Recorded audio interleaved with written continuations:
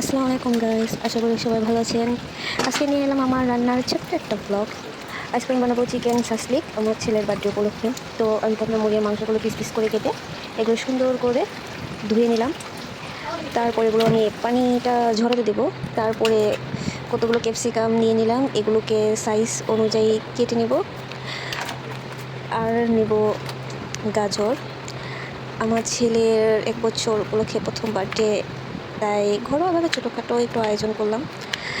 আর বাকি খাবার বাইরে থেকে এনেছি, শুধু এই ডিশটা আমি নিজে বানিয়েছি। এটা আমার হাতে খুব মজা হয়, সবাই বলে, সবাই খেতে খুব পছন্দ করে, তাই আর কি এটা বানিয়ে নিলাম।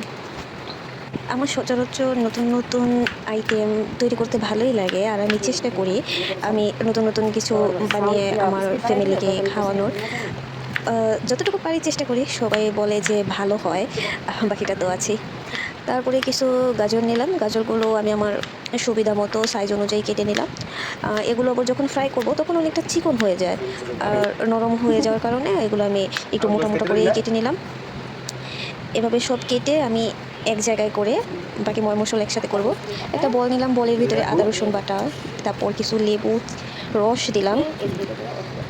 লেবু রসটা চিপড়াতে খুব হাত ব্যথা করছিল, তার জন্য কাপের ভিতর এভাবে করে চিপে নিলাম। আমার কাছে খুব ভালো লেগেছে, টেকনিকটা ইজি ছিল। তারপর কিছু মশলা দিলাম, ভাজা জিরের গুঁড়া 2 টেবিল চামচ, তারপর স্বাদ মতন লবণ, তারপরে দিয়ে দিব মরিচের গুঁড়া 2 টেবিল চামচ, তারপরে ধনিয়া গুঁড়া 2 টেবিল চামচ, যা যা মশলা লাগে। গোলমরিচের গুঁড়া দিয়েছি, তারপরে দিয়েছি কাবাব মশলা, তারপরে সয়া সস দিলাম, তারপরে কিছু অরিগ্যানো দিয়ে দিয়েছি।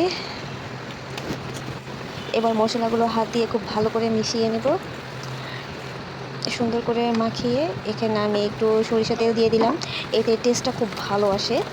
দেন মশলাটাকে সুন্দর করে হাত দিয়ে মাখিয়ে এবার একে একে সব উপকরণগুলো দিয়ে দিব। মুরগির মাংসগুলো দিয়ে দিলাম, এটাকে হাত দিয়ে এখন সুন্দর করে মশলার সাথে মাখিয়ে নিব।